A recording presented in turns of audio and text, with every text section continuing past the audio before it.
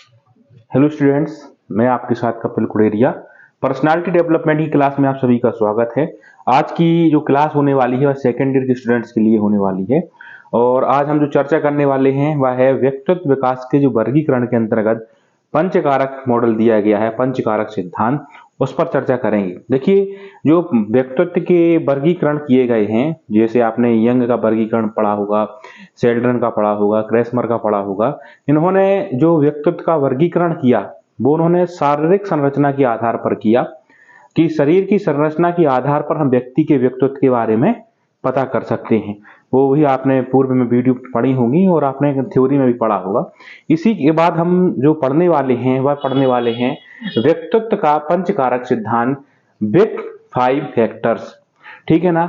जो यह सिद्धांत दिया गया है इसमें जो मनोवैज्ञानिक थे उन्होंने चिंतन किया, उन्होंने पता किया कि ऐसे कुछ तत्व हैं जिससे व्यक्ति के व्यक्तित्व में अधिकता या कमी होने से व्यक्तित्व पर सीधा सीधा प्रभाव पड़ता है।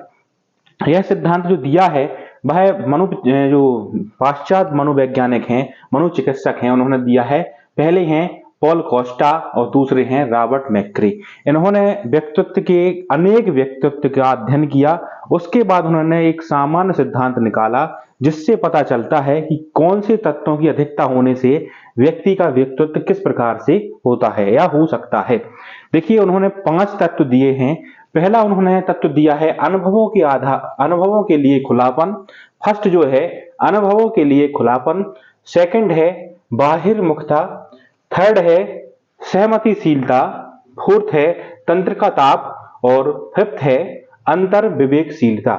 उन्होंने 5 ऐसे तत्व दिए हैं जिसमें जिस व्यक्तित्व के अंदर जिसकी अधिकता होती है उसका व्यक्तित्व किस प्रकार से हो सकता है, उन्होंने उसकी व्याख्या की है। देखिए, जो 5 तत्व हैं वो इस प्रकार से दिए गए हैं। पहला है अनुभवों के लिए खुलापन। ठीक है ना। इसमें उन्होंने व्याख्या की है जो इस कारक का उच्च अंक प्राप्त कर सकते हैं, मतलब जिन व्यक्तियों में अनुभवों के लिए खुलापन की अधिकता होती है वह व्यक्ति कल्पनाशील, नए विचारों के लिए उदारता और सांस्कृतिक क्रियाकलापों में अभिरुचि लेने वाले व्यक्ति होते हैं। देखिए, जिन व्यक्तियों का व्यक्तित्व में अनुभवों के लिए खुलापन होता है वह नए विचारों के लिए मन में उदारता लिए रहते हैं और सांस्कृतिक कार्यक्रमों में या सांस्कृतिक क्रियाकलापों में बढ़ चढ़कर के भाग लेते हैं, कल्पनाशील होते हैं, मतलब विचारों में डूबे रहते हैं और उत्सुक होते हैं। उन्हें कोई भी कार्य करना है उसके लिए वह बहुत ज्यादा ऊर्जा रखते हैं और अपने कार्य में लगे रहते हैं। आप देखते हैं कि इसके विपरीत जिन व्यक्तियों में यह नहीं होता है उन व्यक्तियों का कैसा व्यक्तित्व हो सकता है, मतलब वो हो सकता है कि वो अपने आप में खोए रहते हैं, उनको किसी से कोई लेना देना नहीं होता, ना तो वो उत्सुक होते हैं, ना नए विचारों के लिए जागरूक होते हैं और ना ही वह सांस्कृतिक कार्यक्रमों में भाग लेते हैं। ठीक है। इसके बाद होती है बाहिर्मुखता। देखिए, बाहिर्मुखता आप पहले भी पढ़ चुके हैं। बाहिर्मुखता क्या होती है?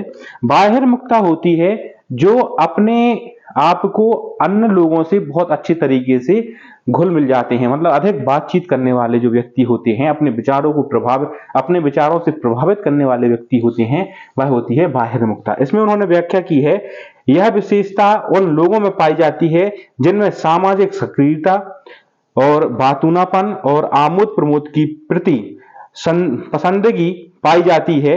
देखिए, जिन व्यक्तियों के अंदर बाहिर्मुखता का गुण पाया जाता है वह सामाजिक रूप से सक्रिय होते हैं और बातूनापन होता है, मतलब वो बहुत अधिक बातचीत करने वाले होते हैं। आमोद प्रमोद का अर्थ है कि मतलब वो हंसी मजाक करने वाले व्यक्ति होते हैं। जिन व्यक्तियों में यह गुण पाए जाते हैं वो समाज में सक्रिय होते ही हैं। उदाहरण के लिए आप देखिए कि जो राजनेता होते हैं या आप जो कॉमेडियन होते हैं उनके अंतर्गत ये बाहिर्मुखता होती है कि अपने विचारों से वह अन्य लोगों को प्रभावित करते हैं। इसके विपरीत जिनमें यह गुण नहीं होते, इसके विपरीत भी आपको याद रखना है। इसके विपरीत जैसे बाहिर्मुखता के जो हमने आपको गुण बताए हैं, इसके विपरीत यदि वो गुण नहीं है तो व्यक्तित्व कैसा होगा? वह व्यक्तित्व होगा शर्मीला होगा और संकोची होंगे, मतलब वो शर्मीले भी होंगे, अपने विचारों को व्यक्त नहीं कर पाते होंगे और संकोची होंगे। जो उन्हें करना है वो बहुत ज्यादा सोच के करें नहीं करें, मतलब इसी विचारों में फंसे रहते हैं। इसके बाद है सहमतिशीलता। सहमतिशीलता से यह कारक लोगों की उन विशेषताओं को बताता है जिसमें सहायता करने, सहयोग करने, मैत्रीपूर्ण व्यवहार करने, देखभाल करने और पोषण करने जैसा व्यवहार सम्मिलित है। देखिए, सहमतिशीलता से अर्थ ही है कि आप एग्री हैं, आप सहमत हैं हर चीज में। तो आपका, अगर आप सहमत होंगे तो आपसे अनेक लोग जुड़े होंगे और आपका जो व्यवहार होगा वह आपका मैत्रीपूर्ण होगा, मतलब मित्रता वाला होगा। आप सहयोग करने वाले होंगे, आप अनेक लोगों का सहयोग करने वाले होंगे और पोषण करने वाले होंगे। जो आपके आसपास जो कमजोर व्यक्ति हैं, आप उन्हें पोषित करने का कार्य करते होंगे। इसके विपरीत यदि यह गुण नहीं है तो ऐसा व्यक्तित्व होगा कि वो आक्रामक होंगे, मतलब बहुत ज्यादा गुस्सैल होंगे और वो अपने आप में ही रहना पसंद करते होंगे। इसके बाद तंत्र का ताप। तंत्र का ताप वाला जो गुण है, इस कारक पर उच्च अंक प्राप्त करने वाले, उच्च अंक प्राप्त करने से अर्थ है कि प्रधानता, जिनमें तंत्र का ताप की प्रधानता होती है, उन व्यक्तियों का व्यक्तित्व होता है कि वह अस्थिर होते हैं, दुश्चिंतित होते हैं, भयभीत होते हैं और चिड़चिड़े होते हैं और तनावग्रस्त होते हैं। जिन व्यक्तियों का तंत्र का ताप से मतलब है आपका मस्तिष्क, आपकी जो आपके न्यूरोलॉजी है वो जो है गर्म रहती है।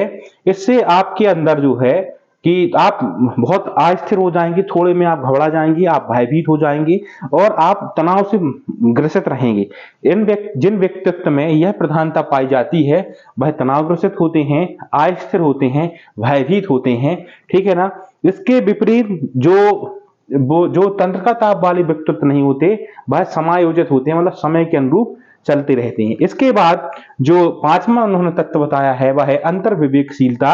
अंतर विवेकशीलता के जो तत्व में प्रधानता होती है, मतलब जो उच्च अंक प्राप्त होते हैं, वह व्यक्ति निर्भरता, दायित्ववान और दूरदर्शिता और कर्मठता तथा आत्मनियंत्रण होता है। देखिए, जिस व्यक्ति के अंदर अंतर विवेकशीलता होगी वह कर्मठ होंगे, मतलब अपने कर्म के प्रति बिल्कुल जागरूक होंगे और दायित्ववान होंगे। जो भी उन्हें काम दिया जाएगा उस काम के प्रति बिल्कुल लगन से, बिल्कुल वो समर्पण भाव से उन कार्य को करेंगे और उनके अंदर निर्भरता होगी, मतलब वो अपने, उनके ऊपर जितने लोग निर्भर होंगे उन सभी का पालन पोषण ऐसे व्यक्ति करते हैं। हम समाज में देखते हैं कि कुछ कुछ व्यक्तित्व ऐसे होते हैं कि वो अपने के साथ साथ अनेक लोगों का भी पालन पोषण करते हैं, क्योंकि वह अंतर विवेकशीलता, मतलब उन्हें अंदर अपने विवेक में जो उनका दिमाग है वह सोचते हैं कि जैसे हमें वैसे ही दूसरे हैं। इस प्रकार से उन्होंने व्यक्तित्व का सिद्धांत दिया है, पंचकारक सिद्धांत। इस पंचकारक सिद्धांत से हम व्यक्ति के व्यक्तित्व के बारे में पता कर सकते हैं। जिस गुण की अधिकता होती है उस गुण के अनुसार व्यक्ति का व्यक्तित्व प्रदर्शित होता है, या उस गुणों के आधार पर हम व्यक्ति के व्यक्तित्व का पता कर सकते हैं। ठीक है, इस प्रकार से आपका ये पंचकारक सिद्धांत कंप्लीट हो गया है। यदि आपको कोई डाउट लगता है तो आप बिल्कुल मुझसे पूछ सकते हैं, अपन उस पर चर्चा करेंगे और भी वीडियो हम लेकर के आएंगे। यह आपकी जो है सेकेंड ईयर की हो गई है। मैं बच्चों से कहता हूं कि आपका 2 घंटे का पेपर होना है, तो आप कृपया बड़े क्वेश्चनों को, जो आपका 10 नंबर का क्वेश्चन है उसको पहले करें, फिर 5 नंबर का करें, फिर 1 नंबर का करें, और जो जैसा पूछा जाए आपको उतना ही लिखना है। जैसे यदि आपका पंचकारक सिद्धांत 10 नंबर में आता है तो आपको इसमें पहले आपको व्यक्तित्व के बारे में थोड़ा लिखना है कि व्यक्तित्व है क्या, कैसा, उसके बाद आपको पंचकारक सिद्धांत को लिखना है। क्योंकि जब आपसे डिटेल क्वेश्चन पूछा जाता है, ठीक है, तो आप उसको पूरा लिखते हैं तो आपका मूल्यांकन बहुत अच्छे से होता है। बहुत बहुत धन्यवाद। आप लोगों का दिन शुभ हो।